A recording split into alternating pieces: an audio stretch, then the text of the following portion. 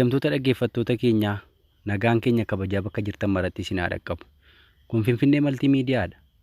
Qophii barsiisoo bashannansiisoo yeroo yeroon isin biraan ga'uun keenya akkuma yaadatamu har'as qophii seenaa magaalaa Dambidolloo irratti xiyyeeffate qabannee dhiyaanneerra. Magaalaan Dambidolloo bara kam hundoofte? Maalirraa kaatee Dambidolloo jedhamte? Eessaa garam geesse? Waan qopheeffannee qabna. Qophicha waliin Naagaa Jimaatii hanga dhumaatti nu faana turaan affeerraa keenya. Magaalaan Dambidolloo magaalaa guddoo Oromiyaa Finfinnee irraa kiiloomeetira 662 fagaattee gara lixa Oromiyaatti argamti.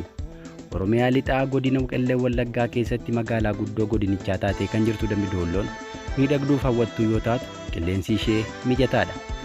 Oomisha bunaa dabalatee albuudaalee gati jabeeyyii madda galii biyyaa ta'an haalaan kan kennitu Dambidolloon biyya miidhagduu fi hawwattuudha. Magaalaan Dambidolloo bara 1907 akka lakkoofsa Habashaatti hundeeffamte. Maqaan waan mogga'uuf akka itti mogga'u akkuma qabu Dambidolloonis waa malee Dambidolloo hin taane. Akka maanguddoonni jedhanitti moggaasa maqaa Dambidolloo jedhu kanaa kan argatte maqaa namicha Doolloo Wayyeessaa jedhamu irraa ta'uutu himama. Doolloo Wayyeessaa dambii dhaabee jala jiraachaa ture jedhu maanguddoonni seenicha beekan. Kanarraa ka'uun bakka Dambidollootti wal arginaa achitti kottu jechuurraa adeemsa keessa maqaa ta'e hafuu himama.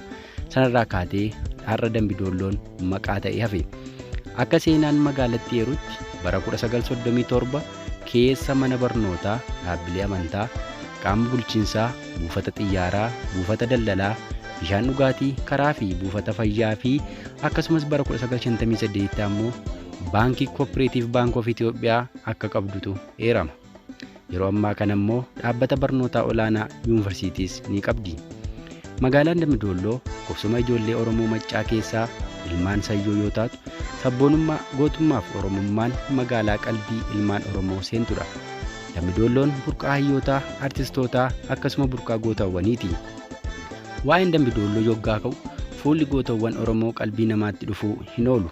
Keessattuu gooticha Oliiqaa Dingil, Laggasaa Wagii fi Eebbisaa Addunyaa waa'een Dambidolloo yoggaa ka'u qalbii namaa ni seenu.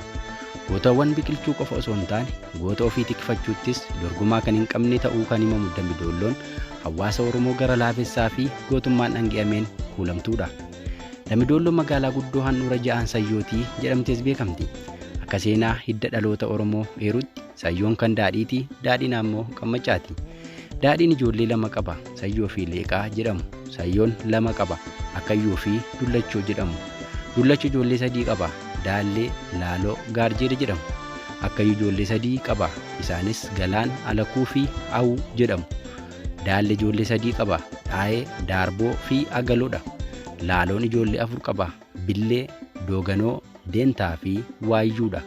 Gaarjeedhi ijoollee afur qaba, Qoree, Iluu, Badhaasoo fi Saameedha. Alakuu ijoollee afur qaba, Baddeessoo, Beellee, Ootaa fi Buunnoo jedhamu. Galaan ijoollee 8 qaba, Arreeree, Amballaa, Waachoo, Filfilii, Warra Guutuu, Baabboo, Diggawwoo fi Gujiidha. Awuu ijoollee 4 qaba, Dhaayee, Doobbii, Igguu fi Waayyuudha. Maarreekaa kanaaf Sayyoon ijoolleen isaa Akayyuu fi Dullachoo ijoollee 3 waan qabaniif ja'aan Sayyoo jedhamee waamama. Asitti waan hubatamuu qabu qorannoo isaanii keessatti akkuma eeran Dr. Gammachuu Magarsaa wantoota Oromoo tokko taasisu raagessu keessaa maqaa lafaa fi namaati. Maqaalee olitti eeraman kutaalee Oromiyaa bakkeewwan hedduu keessattis hidda dhalootaaf maqaa lafaa ta'e akka jiru hubachuun barbaachisaadha. Wantoota Dambidolloon ittiin beekamtu keessaa tokko tumaa Mokkoobilii, seera gootaa fi falaasa akka shirrii kuubiiti.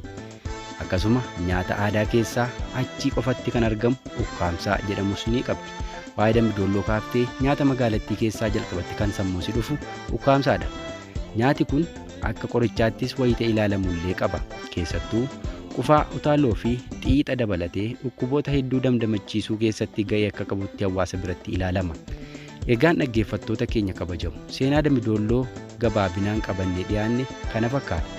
Qophii biraa kanaan wal fakkaatuun hanga wal agarruutti nagaan nuuf turaa jechaa Finfinnee Maltiimiidiyaa sabiskiraayib gochuun nu daawwachuu itti fufaa. Qophiiwwan keenyas hiriyoota keessanii qoodaa jechaa hanga ammaatti isin waliin kan ture Naagaa Jimaati. Nagaan nuuf turaa.